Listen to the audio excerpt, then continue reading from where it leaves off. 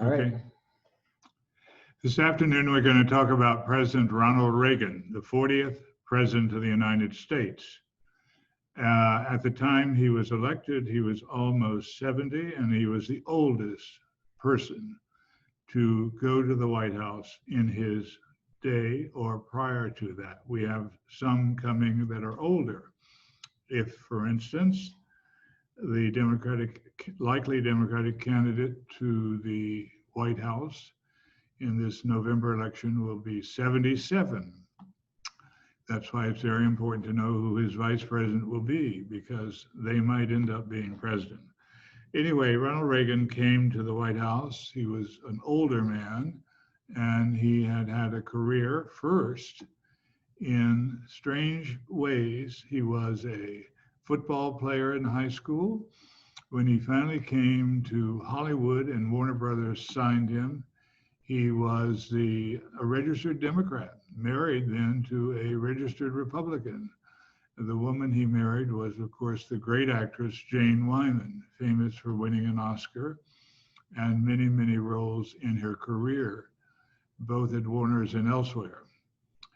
But they were divorced, and then Reagan married a woman who came to see him basically because she was listed incorrectly as a communist in the famous communist hunt in Hollywood. And he fixed it so that they would understand it was a different woman and not this woman. And in the process of the discovery, they fell in love, and he married Nancy Drew, who became Nancy Reagan. And he'd had children with Jane Wyman, and then he had children with Nancy. And so it was a very convoluted career for him, because initially at Warner Brothers, he was in B movies, usually Westerns. He did make a couple of films. The most well-received was King's Row. He was famous in one movie for being called the Gipper, and the name stuck with him. In his second marriage, he had William Holden as his best man, but it was a small ceremony given. He had been raised in a religious background. His mother was deeply religious, and she was a Protestant, and his father was a Roman Catholic. But he went the way of the Protestant faith and declared at one time he was a born-again Christian. He also was, as I said, a registered Democrat and the head of a Screen Actors Union. So it seemed rather strange, particularly when Jane Wyman divorced him. She said politics got in the way of their marriage. And so it was that he reaches his zenith as a Democrat, not as a Republican. After his stay in Hollywood, though, he did decide that he had a political agenda and he wanted to announce it, and he became the favorite son of the conservative movement, which was gaining strength in those days being the famous 1980s. He was president from 81 to 89. So it was that he first decided to test the waters by becoming governor of the state of California. Now, in talking about Reagan, he is not unpopular with some, and he's not popular with others. So it's a very split personality you meet. But in general, those people I have known in my lifetime who've actually met him and briefed him always admitted to one thing: he was a very nice person. We got this particularly from a group of Berkeley scholars who went to the White House to brief him on relations with the Soviet Union. And while they were opposed to Reagan's policies, they all came back praising him as a person. So it's very important to understand that there was an aura around Reagan in which many people opposed to his policies found him, on first meetings at least, as a very, very friendly, nice person to deal with. And he cashed that ability to make people feel at ease and at home in order to be a successful politician. For Berkeley, he was never a success. He had tear gassed the campus, and he had moved the National Guard onto the campus. And so the campus at Berkeley does not remember him fondly, but many other people do. And we have to leave it at that Berkeley is not the be all and end all of the world. There were 50 states plus the People's Republic of Berkeley to satisfy. As it was, Reagan came in with a very strong agenda. He had converted himself over to being a Republican after all the many years of being a Democrat. He re-registered as a Republican. And his ex-wife, Jane Wyman, voted for him both times in saying that he was a very nice man and very much beloved. So you find a complex personality at work when he finally gets into the White House. He believes strongly that the government should be limited in its view of what it can do. And he had a number of terrific run-ins with the Congress, where the Congress did not believe in what he did, and they saw messages. They then passed legislation. He then vetoed it, and they passed it again over his veto. So it's a combative time, not an easy time. Let me give you a couple of examples of how this went. I'll start in a very famous incident. The National Security Agency, which was formed in 1947, is located at Fort Meade, Maryland. It basically breaks codes. And helping them break codes are big Craig computers made by IBM. And more of them exist at the NSA at Fort Meade than anywhere else in the world. And what these computers do is they search through the spectrum, trying to pick up any messages anywhere. Now, no one person could do that, but a computer can do it day and night.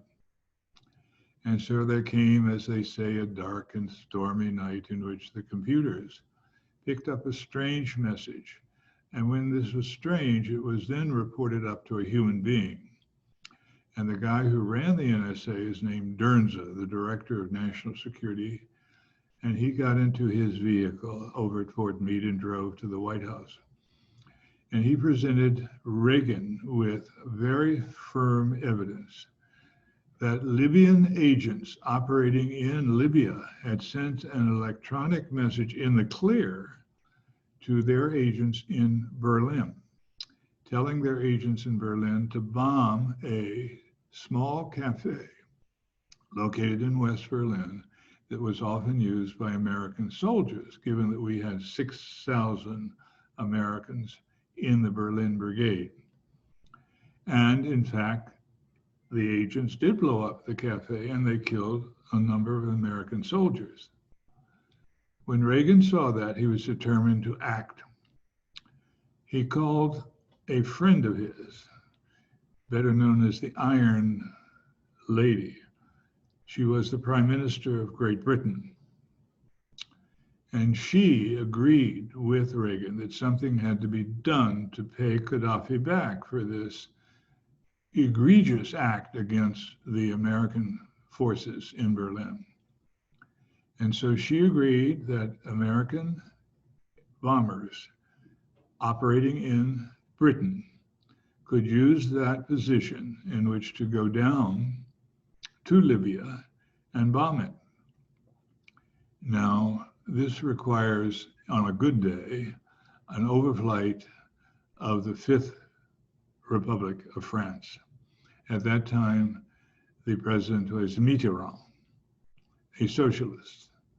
And Mitterrand denied the British and Americans overflight, knowing exactly what was in mind. And so, undismayed by this turn down, we flew anyway. And we flew the border between Spain and France, which is the Pyrenees Mountains. So we're tugging on one side the border of France, and on the other side of the airplane, the border of Spain. And we come down to the Mediterranean that way, and we bomb the presidential palace in Libya. Now, it so happens that Gaddafi several times stayed far away from that palace. He was basically what you'd call a desert Arab. He loved out in the desert. And Libya basically has only a tiny little green strip of land between itself and this huge stretch of the Saharan desert. It's fair to say that 1% is the border with the Mediterranean, the other 99% is Sahara. So we bombed the place and we succeeded in killing his daughter, but not Gaddafi. But the message was rather loud and clear that you do this again and we'll come and stay the next time. And of course, in Paris, Mitterrand was not happy with his border flight that had taken place to pay Gaddafi back for the Berlin bombing. Those are one of the things that with Margaret Thatcher, the Iron Lady in London, and Reagan, who was very fond of her, that they carried out in sync together as a policy for America in Europe with its NATO allies. On occasion, however, the Reagan people overstepped themselves, in fact, more than just once. But this is another example. There were problems in the Middle East. When is there not a problem in the Middle East? And this time it involved Lebanon. So in the stupidest move in years, a huge group of American Marines were landed on the beaches in Lebanon, and they set up camp there. And right above them, towering above them from the anti-Lebanon mountains, were the enemy. So guess what the enemy did? It shot up the Marines on the beach, so badly so that they had to be evacuated. This was not a good sign. We withdrew from Lebanon, and we proceeded on in a number of adventures that didn't work well for us. What would be another adventure that didn't work well for us? Well, there was a problem in that Reagan wanted to do things that the Congress said you can't do. And Reagan did them anyway. It's known as the famous Iran-Contra fiasco. The Congress had forbid the sale of arms or the dispatch of anything not authorized by Congress to either Iran in the Iran-Iraq war or certainly in the case of Nicaragua. And the Reagan people did it anyway. Reagan's later defense was he didn't know anything about it. The Congress came back and said, there's something terribly wrong if the President of the United States is somehow allowing his administration to get involved in things he should know about and that he doesn't know about. And there was slow talk, it died quickly, of actually opening impeachment hearings against Reagan for this action. The word in the Congress, though, was that this was an egregious thing that Reagan did, but they had just in the Congress driven a man out of the White House with the threat of impeachment. That was Richard Mulhouse Nixon. And they just simply could not go through that again. But they made it very clear because over 10 people went to jail over the Iran-Contra. Some of the leading people who fell from power was an admiral, Admiral Poindexter. All these people who somehow got themselves snatched into a very badly thought out plan. So we move on to other problems that the Reagan administration had. Lebanon, Iran-Contra. Reagan was having problems with his background. He had been born into a religious household. His mother was deeply religious, and she had the larger impact on him, so he became a Protestant. But his father was a Roman Catholic. In this process, Reagan thought strongly that the Supreme Court was wrong. Wrong about what? Well, the court had made it very clear that something called school prayer, opening the school day with a prayer, was not in fact a constitutional right of any state to authorize, and therefore a school prayer was a no-no. And Mr. Reagan thought it should be a yes, yes. And so he constantly tried to get around the court's decisions, and he never could. It is not a prerogative of a president or a governor or a mayor to establish prayer in American schools, and therefore it should be recognized as a constitutional issue that's been settled. But Reagan never let go of it. He was like a hound dog with a bone. He was going to get school prayer one way or the other, and he never got it.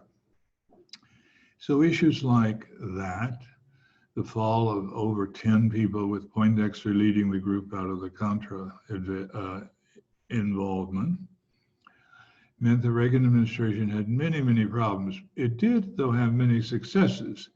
The successes ranged in the economy. They brought down the raging inflation that was going on in the country.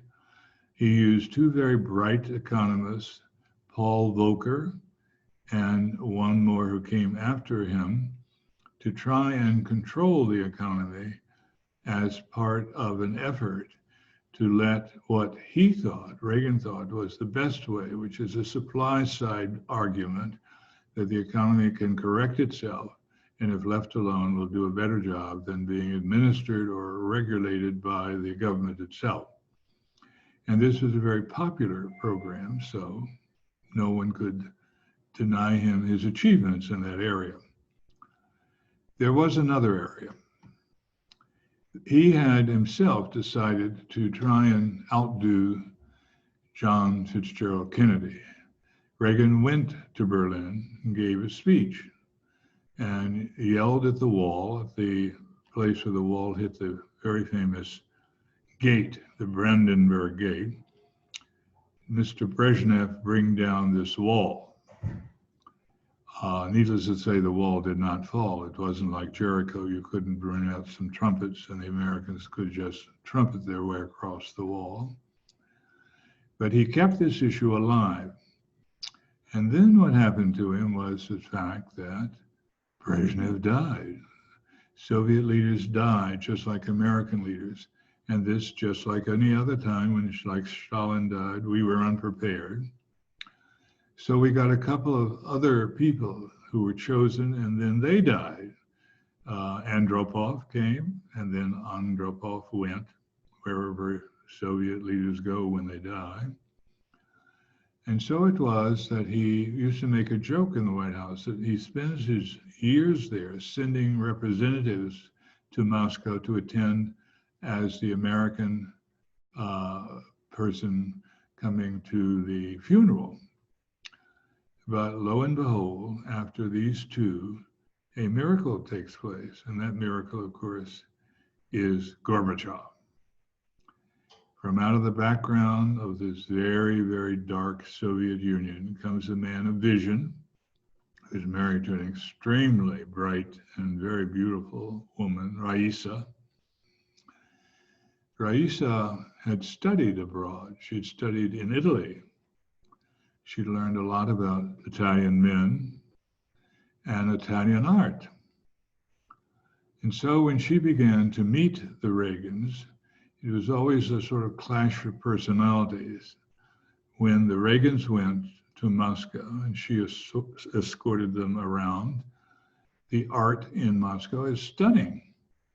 And she took them to the Tretyakov Museum. The Tretyakov Museum is full of fantastically brilliant pieces of art in this form of iconography. They're icons that were done by great 12th, 13th, and 14th century Russian artists.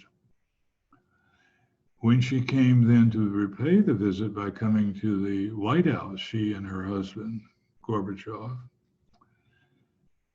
Mrs. Reagan took Raisa to what we call the National Gallery, which should really be called by the name of the man who is really responsible for forming that gallery. But nevertheless, we call it the National. And the National had, the name of the man, by the way, is Paul Mellon, who'd been a major force in the 1920s. And Mellon had given many great pieces of art to the National Gallery. And in that process, he had gone off to Moscow in the days when Stalin was desperate for foreign currency. And so in all of his ignorance, Stalin decided to sell off many of the treasures in the collection of the Hermitage, which was Catherine the Great's great palace collection. And so here are all these Rembrandts and other famous Dutch painters and French painters being sold off for a song. And Mellon, in fact, bought these and then gave them as gifts to the museum. So anyway, you have the famous Nancy Reagan taking Raisa through the museum and pointing out this and that, of which she knew very little. Finally, Raisa said, yes, I know all these paintings. They used to belong to us, which ended the conversation. So it was that they struggled back and forth. They had not been able to top Kennedy, who of course in Berlin had said, Ich ist ein Berliner, which the Berliners still remember. But they had at least condemned the wall. And then, unlike the Kennedys also, they didn't give the kind of parties that Jacqueline Bouvier Kennedy, later Onassis, gave. The parties they gave in the White House were basically parties that were full of Hollywood's so-called leadership. People like Frank Sinatra. It turned out that Sinatra had soured on the Kennedys when the Kennedys dropped him back in the New Frontier because Robert Kennedy had warned his brother, Jack Kennedy, that he had to stop seeing these various people in the Hollywood arena that Peter Lawford, their brother-in-law, had fixed them up with because J. Edgar Hoover was spying on them and knew all about their philandering in the Hollywood scene. And so when Frank found himself cut by the Kennedys, he then cut them and became a Republican, his revenge.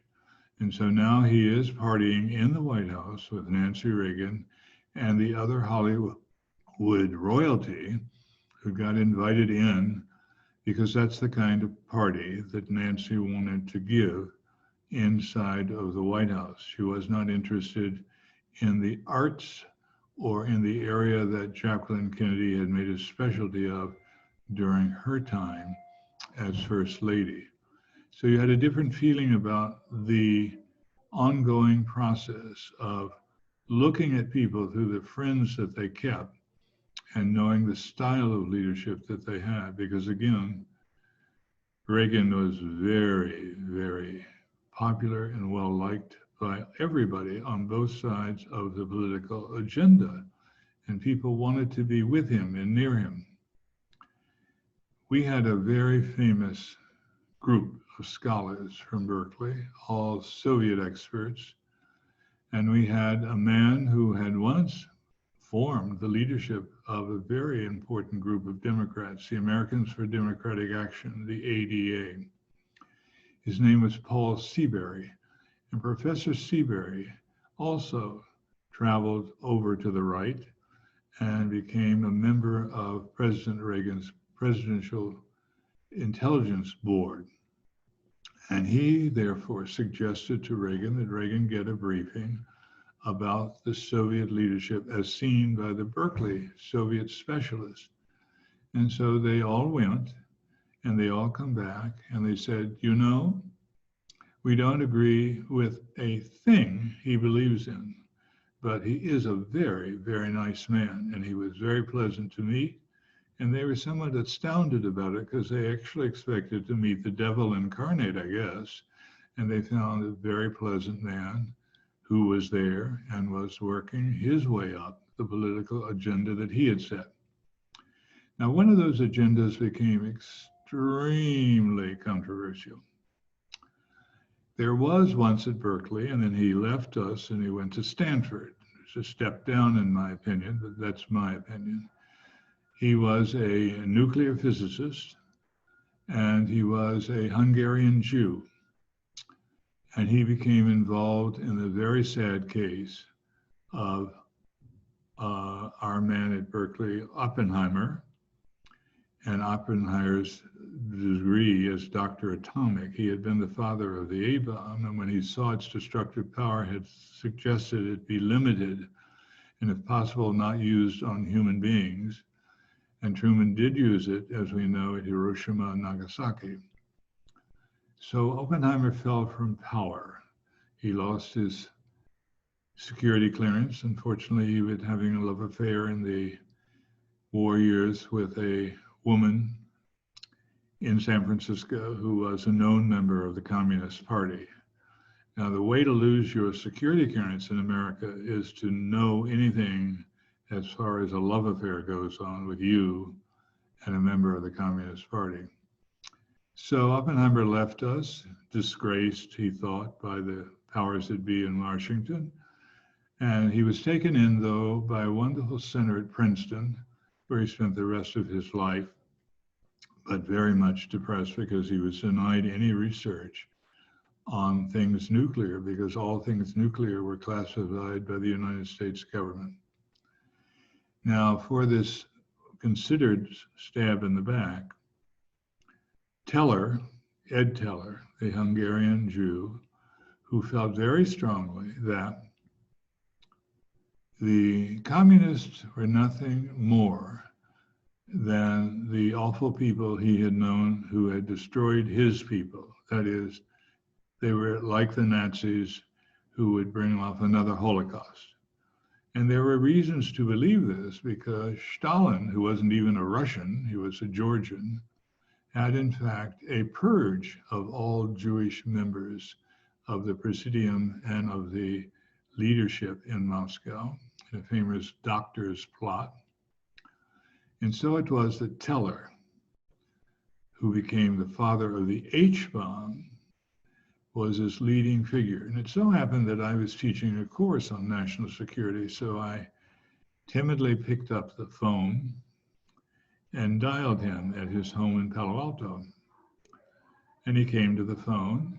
It was very pleasant. And I said, I would like for you to come to Berkeley to give a lecture on the Space Defense Initiative that you are responsible for recommending to President Reagan. And he agreed immediately. So I sent my car with my TA, teaching assistant, driving over to pick him up and bring him over. Now, to say that my students were hostile, and this is a student group of around 600, is to make an understatement. The Space Defense Initiative had been called by the press Star Wars. And the students taking the class had read a great deal about Star Wars and thought little of it and little of the person who had advised the Reagan administration to take it up. Star Wars basically called for a major investment in a number of very technical military pieces of equipment that would be based in the sky, and you could be able to see parts of it as it zoomed by.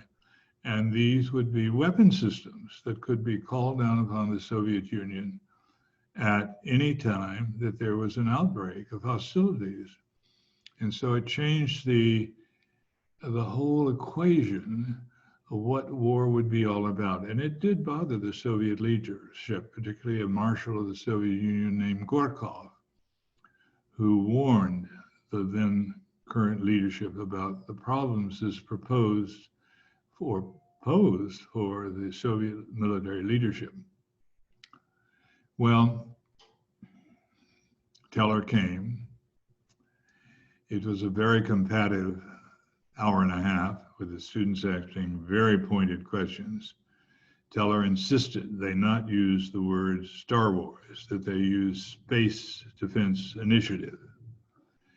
The students gave on that point, but they would not give on the point that they thought that it was a waste of energy, a waste of time, and possibly a cause for war. And so it was that Mr. Reagan had his answer, he thought, to the problems left behind by Secretary of Defense Robert McNamara, who had served both Kennedy and Johnson. McNamara's gift to the American people had been a doctrine for military action called MAD, M-A-D, Mutual Assured Destruction. Therefore, the Soviets were to know that we knew they know, that we know that if they make a move, we will counter it with nuclear weapons. So mutual assured destruction meant that neither side would be able to launch nuclear war, knowing that their own heartland would then be lost. And this was a balance of terror. Now, Mr. Reagan hated the words mutual assured destruction and the MAD doctrine and was determined to replace it. And he was going to replace it with Star Wars. But he began to see the resistance pile up. He then decided to meet with the Soviet leadership at Reykjavik. Reykjavik is the capital of a little tiny place called Iceland. Very beautiful, very wonderful, and not a member of the Cold War alliances of either NATO or the Warsaw Pact. And then Reagan surprised everybody, because Reagan then offered to completely get rid of all nuclear weapons, a proposal that startled his own staff, that threw people like Caspar Weinberger in complete disarray, because the basic thinking was that the Soviets, if they had to fight just a regular World War III without nuclear war or weapons, would win, because they had more men and more equipment than we had men and equipment. So we were stuck with the president now willing to give the whole game away. And there was a reaction within the Reagan administration, of course, against this, particularly coming from the Department of Defense, which worries greatly about these kinds of issues. So Reagan had to come back and find himself attacked from within by his own defense specialist. We never did get a space defense initiative or a Star Wars. We got modified versions of it. First, we were going to build a famous choo-choo train, and we were going to put these weapons not in space, but on this choo-choo train. And then the choo-choo train would run around the Americas and going into tunnels, hiding in tunnels, and coming out of the tunnel at midnight so that they could not be seen by Soviet satellites that were looking down on us, and race to the next tunnel so we'd never know where they were. Well, this was preposterous. Number one, we use the rails in America to move a lot of things, to include goods that are going to market. So then they just decided, well, we give up. What we'll do, Reagan has to have something. We'll give him a new missile. We called it the MX. Basically, it would be put in silos in North Dakota and other states like North Dakota, Montana. And that's what we already had, but we'd have a newer weapon there. And people were not sure that was a good idea. So on a dark and stormy night, the Reagan administration of all places chose to go to Berkeley. And at UC Berkeley, we had a Nobel Prize winner. We have more Nobel Prize winners at the University of California, Berkeley than they had in the Soviet Union. This man's name was Charles Townes. Townes was a brilliant physicist. He was also a multimillionaire. He had served on the board of directors at General Motors. He flew his own airplane.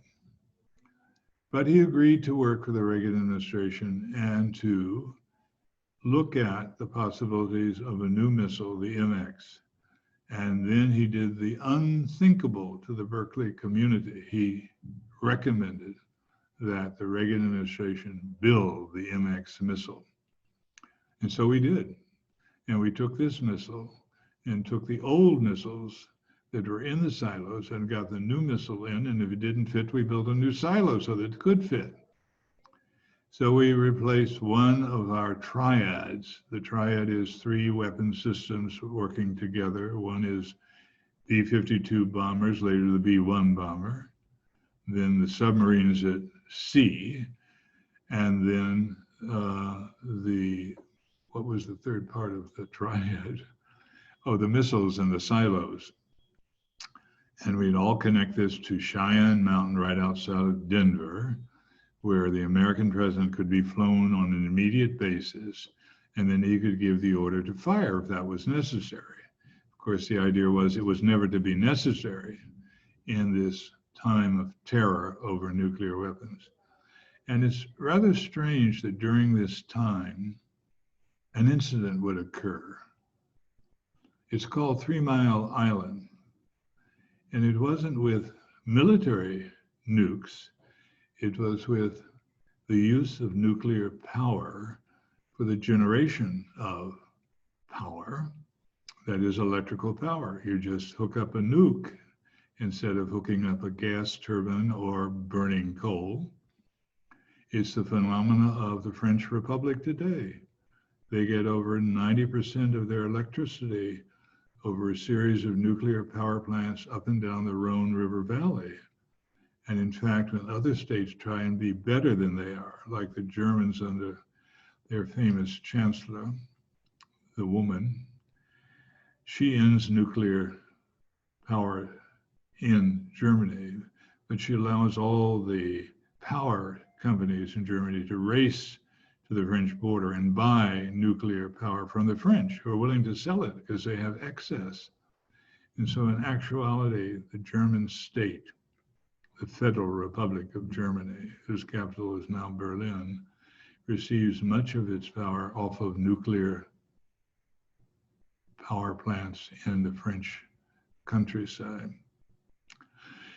But anyway, we had this 3 Mile incident, and it looked like nuclear power could be really dangerous, particularly if it was in California, let's say, where there are known earthquakes and other dangers. And so we had a famous film made by no less than, of course, Jane Fonda. And it's called The China Syndrome.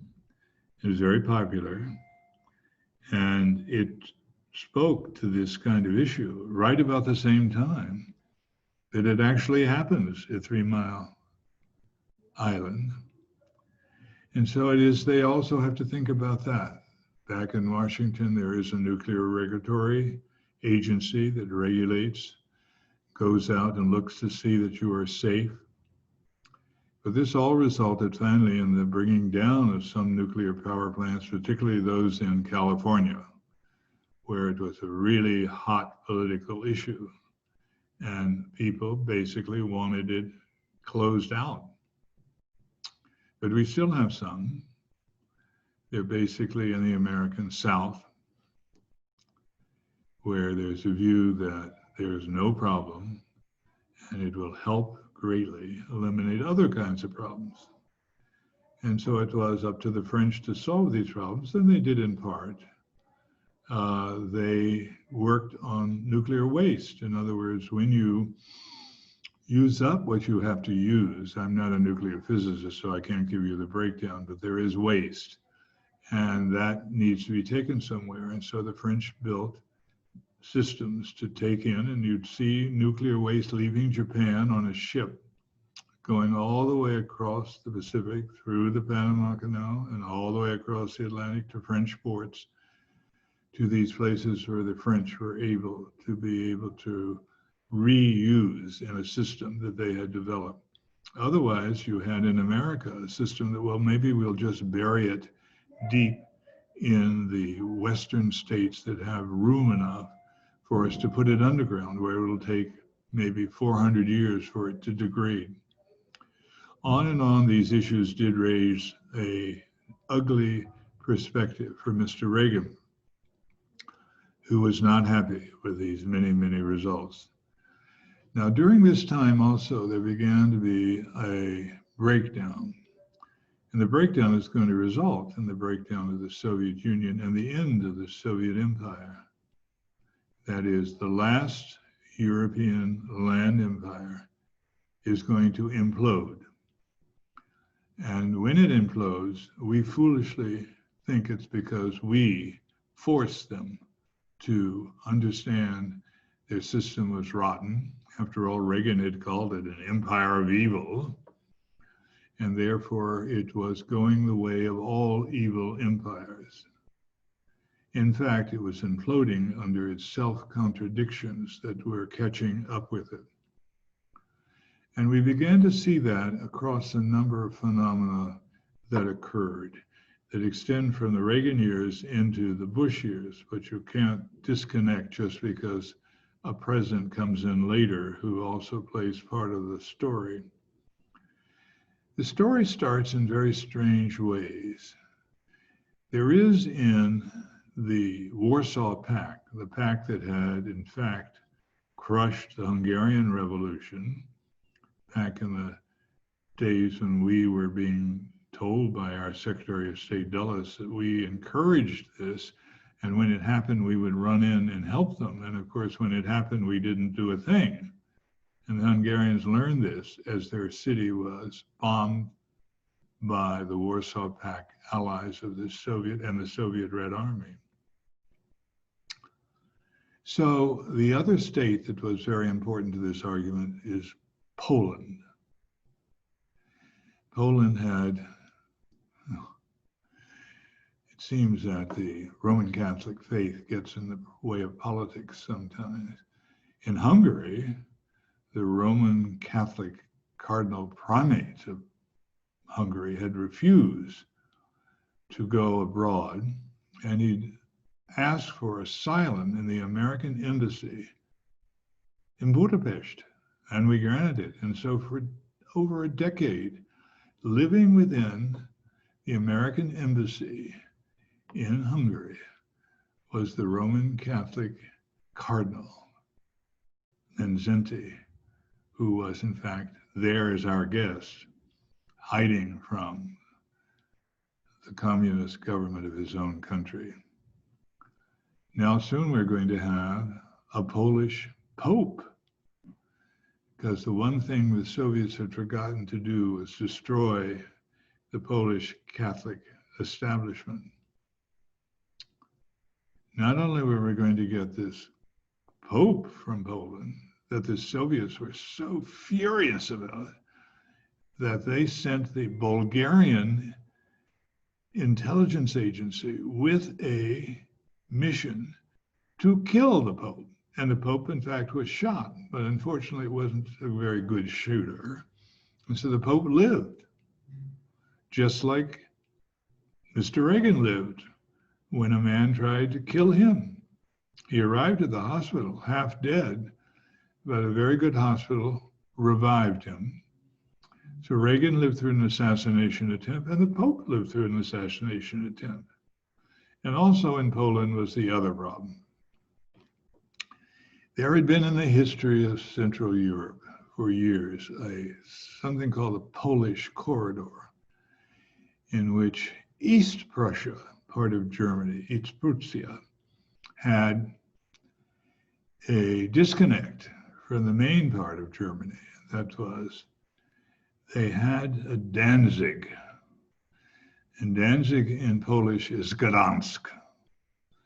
And in the winning side of World War II, all of these borders moved and changed, and Gdansk became part of Poland again. And in Gdansk, you had a very, very literate group of people who worked there in the Gdansk shipbuilding industry, and they formed a union like a Western Union, not like a Soviet Union of socialists. And this union began to demonstrate for rights of their own. The Polish government fell, a military government took over, but they could not crush this movement in Gdansk. At the same time, the other East European states began to rumble, unhappy with their Soviet overlords. In Budapest, it wasn't so much the cardinal in the American embassy. It was a celebration of a funeral of someone who'd been dead quite some number of years, but who had died in the Hungarian uprising in the 50s. And his remembrance, by celebrating his funeral again, brought out the crowds demanding freedom.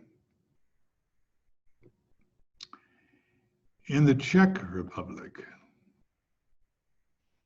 the Czechoslovakia, in Prague, there was a theater group, and they began to put on plays that were anti-Soviet. And then in Eastern Germany, of all places, the most loyal of the loyal, the place where there were 250,000 Red Army troops, making sure that the East German state remained loyal. But they had forgotten to kill off all the Lutheran ministers, people like the father of Merkel, the current Chancellor of Germany. And so it was in the churches, led by Lutheran pastors, that the movement for freedom, the getting out of and from the dictatorship of the proletariat known as the Soviet Union, began. And people began to cross these borders now. You saw East Germans moving into the Czech Republic. These are people who are demanding liberty. And it finally brings off the Gotterdammerung of the Soviet Empire, the collapse of the East European Empire they had inherited at the end of World War II because they had sent their armies into those areas and liberated them from the Nazis. They know how to use propaganda. Let me tell you about a trip I made once. Very depressing trip. I went to Poland basically to see a 500-year-old Italian woman. She is Leonardo da Vinci's magnificent woman with an ermine. It hangs in a palace in Krakow. It is amazing. And it was bought by a young Polish count traveling through Italy in the 17th century and brought home as part of his prize collection, and then finally identified as a lost Leonardo. We went, we saw it, it was wonderful. Krakow itself is a wonderful city. But in my group of Berkeley alumni, I had 5 or 6 members who were Jews. And they came to me and said, we would like for you to personally lead us on a tour of Auschwitz. Auschwitz is around an hour's drive from Krakow, has its own railroad station. I called the Alumni Association and said I'd received this request. They said, oh, don't do it. It'll be the most depressing thing anyone has ever seen. They will not have a good trip. They will be unhappy. And I said, they have got the other people to sign up. They all want to go. So Berkeley said, well, we won't pay for any of it. They must pay the driver's wages that day. They must pay for the gasoline. They must pay for the rental of the vehicle. And I said, they are prepared to do so. So we went. And this is a very long story and terrible. We arrived at the gate at Auschwitz. There's a big sign. This is what you'll get from Western capitalism. You go through the gate, you go immediately into a audience, a theater, and they show you the pictures that the Red Army took the day they arrived at Auschwitz. It's unbelievable. You then leave the theater and then you walk through encampment after encampment, barrack after barracks. The first barrack was full of hair, human hair, to be used by the Nazis to fill mattresses. The next barracks was full of eyeglasses.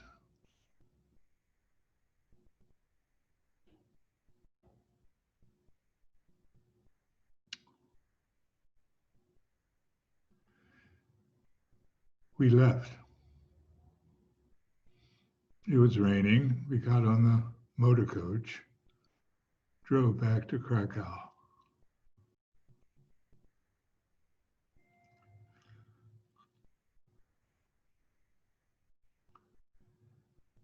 It was raining on the outside and the inside.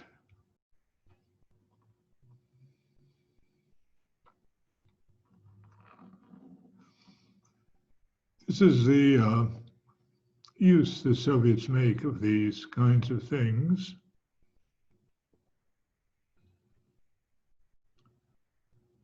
And they use them over and over again to pound away at the West. But it wasn't holding up any longer. There was something that scholars call the Velvet Revolution. It started in Gdansk, it moved on to Budapest, it moved on to Prague, and it moved on to Berlin, East Berlin. And it succeeded in bringing down the Soviet Empire. And in the process of all this, of course, we had to deal with a new Soviet Union led by Gorbachev. We dealt very badly with it. Instead of helping him in a transition to freedom, we celebrated instead the destruction of this Russian monolith. And then, of course, we lost Gorbachev. We got others, one a famous drunk. He went visiting everywhere, and everywhere was warned, be prepared for him to get off the plane snockered, and he did, never failed. The king of vodka himself. And they finally have now inherited the whirlwind of a KGB officer who funnily, he speaks perfect German, because during the days when the Soviet Union controlled East Germany, 250,000 troops, not hard, Putin was a nobody with the KGB, and it was assigned as a nobody to the great Saxon capital of Dresden. So he does speak German with a heavy Saxon accent, but when he meets with the current German chancellor, they speak German as a language they both know. And she says his German is good, and she should know. She is a daughter of one of those Lutheran ministers who had actually gone east because her father felt the Easterners in Germany needed him more than the rich Germans of the West. And so it is that Reagan began the end of his career. His second election was tremendously successful. He won all states but one. He began to show the effects of what would finally kill him. In the presidential debate that time, second time around, he faltered. He began to lose himself. It was the beginning, of course, of that white winter of the mind. He had Alzheimer's. It's a slow destructive process. He and Nancy ended their days in the White House. They went back, of course, where do you ever go but back to Los Angeles. You can see some of him today in the Simi Valley Presidential Library that was built for him. It's a monolith. Nancy Reagan made most of the decisions about it because when I was there with a group of students, I asked what there was of a trace of Jane Wyman. And the curator looked at me rather strangely and said, "You are aware that Nancy Reagan enjoyed setting this library up." There's Reagan's desk. Even outside in the yard is a Boeing 707, which was the presidential airplane, Air Force One, given by Boeing to the Reagan Library. In fact, you can do both libraries if you want. There's the Reagan Library in Simi Valley, and then you can go to the other side of town, and there in Yuba Linda is the Nixon Library. Two California boys who made good in the White House. One who was driven out by threat of impeachment. The other who spent 8 years. Our oldest president at that time until current days. He also was the first divorced president of the United States. It was considered not a good thing to be divorced. Oh me, those strange, strange Americans. Now, when we come back, we're not going to come back to the very short Bush administration. We'll do a little summary of it before we do the next president, and that'll be the last of the presidents because I don't do Trump. And the president would be the last, will be famous for Zippergate, the famous guy, Bill Clinton, William Jefferson Clinton, and his wife, a recent candidate herself for president, won actually the popular vote. What does that mean when you have an ancient document that talks about electoral colleges? Hopefully, that will be changed in the next administration. You can change the American Constitution.